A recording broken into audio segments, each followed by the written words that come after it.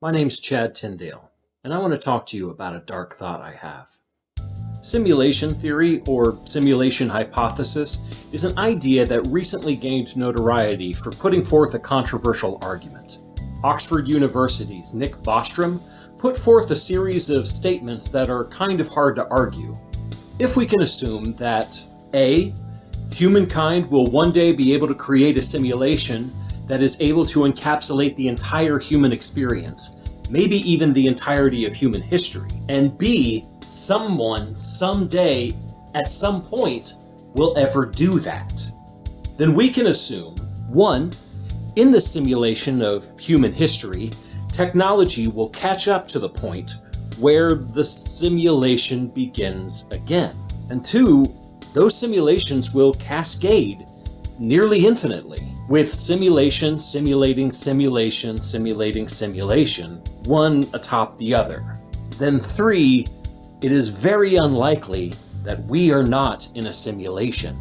It's very unlikely that we are the original humans. Let's think about it.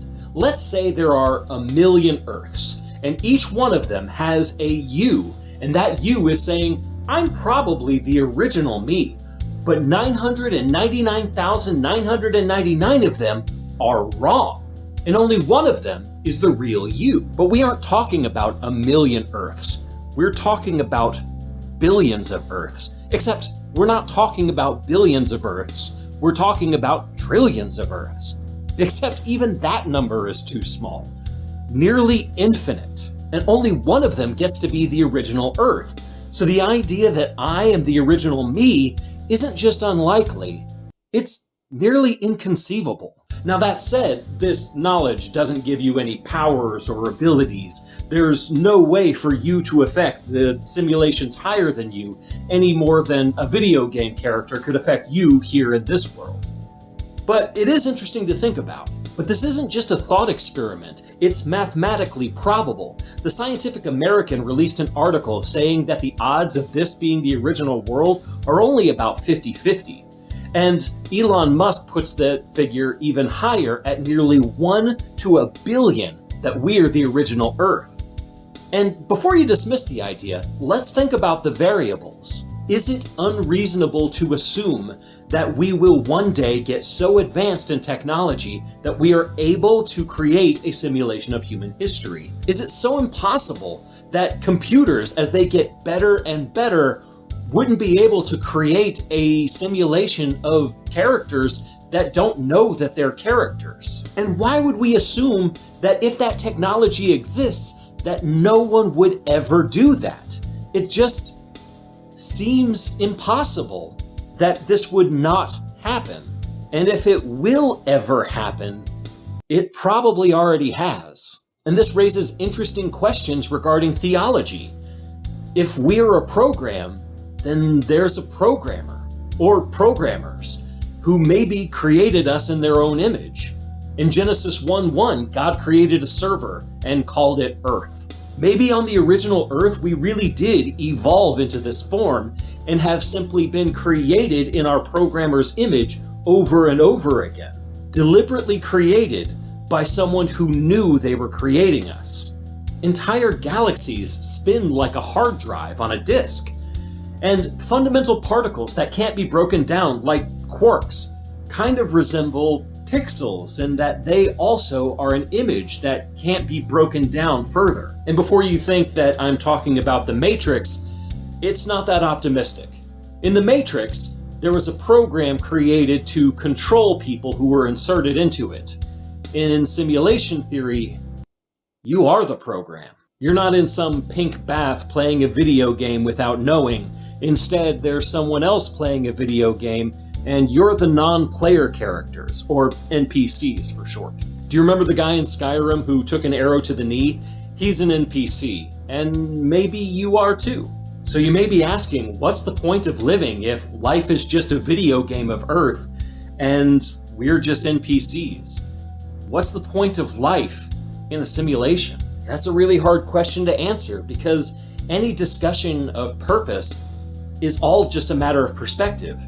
you're here on Earth, and so you can only affect things here while the other 99.99% of the universe doesn't care. You could be the most important person to have ever lived on Earth, and even to the other planets in our solar system, you never mattered. But even our solar system isn't even all that significant a portion of our galaxy, and our galaxy is not a significant portion of the universe we already know exists. So multiply that times however many simulations are above us, and maybe we never did matter. But if it makes you feel any better, no one else ever did either.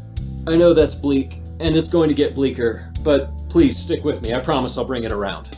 By this hypothesis, we are created by a creator who made rules and can maybe break those rules by performing miracles or cheat codes, or even just rewriting the original code to change the way you spell Berenstain Bears, or whatever year Nelson Mandela died. Some of us have memories of things that are so clear and yet verifiably false. In my childhood, my mother had a car, which my brother, sister, and I will absolutely swear was tan or beige. But my mother and several photos show that that car was actually silver. We have memories of things that are so clear, yet can be verifiably proven false. We trust our brains and our memories, but they're surprisingly often mistaken. And that's because our memories and our brains are really nothing but a collection of sensory input. When we see a beige sedan, we remember beige and we remember a sedan, but we don't remember every beige inch. Instead, we see beige and a sedan, and our brain combines those into a beige sedan. Our brain takes shortcuts. But you know what doesn't take shortcuts? Computers. My eyes can only see what's in front of me. I know that seems obvious, but really, my eyes' limitations are line of sight. My ears, though really good, can only realistically hear soft sounds within a few feet, and a couple miles for really loud ones. However, using computers or a cell phone, my eyes can see anywhere in the entire world with sufficient technology to film it. My ears can hear and my mouth can speak to a friend of mine who lives in California, over 2,000 miles away. And I have memories of conversations I've had with him while he was in a state I've never been to. And my computer's memory is better than mine as well. My phone remembers that 14 months ago, I looked up whether or not my handheld gaming console came in purple. And while I would straight out tell you I did not do that, that is absolutely something I would do, and my phone remembered when I did not. Computers, phones, TV screens aren't just machines. They're eyes, they're ears, they're mouths. Computers are part of our brains. So I want to ask you a question. If I'm walking down the street and I see a street performer playing ukulele, and I get out my phone and I take a video of her performance, I may only look at my phone. Did I see her performance, or did I see my phone? Well, that one's easy. I was physically there, so obviously I saw the performance. But when later I watch that video on my phone, I'll be getting the same experience. Am I seeing the performance a second time? I could show the video to a friend of mine who wasn't with me when I filmed it, and they would be seeing the same visual and auditory inputs that I was receiving. So, did they see the performance too? We both had the same video and auditory sensations, so why should I value my memories of that performance any more than my friends? We both got the same thing. Why should my memories count more than hers? To my phone, there is no difference. It's the same data either way. So why should I care that I was physically there? Now I want to share with you a memory I have. One that's pretty clear, and I don't think I'm going to be forgetting anytime soon. I was on a battlefield, and a friend of mine was going to die. He was literally being held by someone going to kill him. And just as he was about to be killed, his enemy was hit by a hammer flying through the air. And that hammer kept flying until it was caught by Captain America.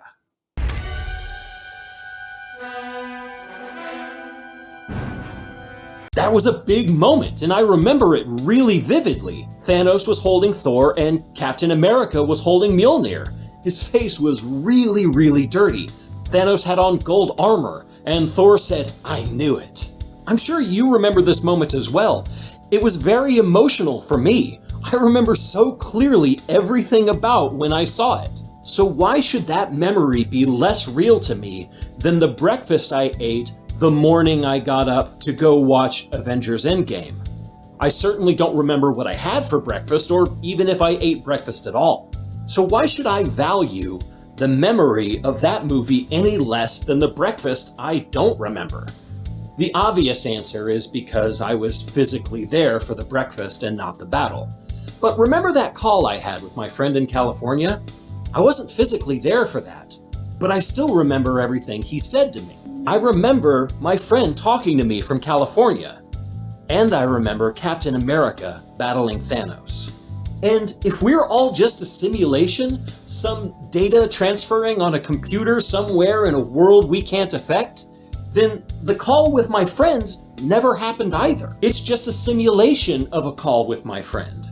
And Disney and Marvel Studios made a simulation of what it's like to be in a battle with Thanos. But I watched that simulation in a simulation of what it's like to be on Earth in 2019, the year that movie came out. So why should I care what happens on the 60,000th layer of simulation any more than I care about what happens on the 60,001st layer of simulation? I may never matter in the grand scheme of things on this Earth, on this level of the simulation.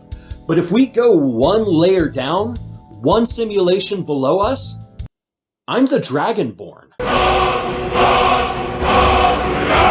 I was Gandhi leading India to conquer the known world. I was the chosen undead who ushered in a new age of darkness past the age of fire. Or more accurately, the chosen undead who went hollowed after he again failed to beat Smaug and Ornstein. I have memories of being in space when the Death Star was destroyed. Twice.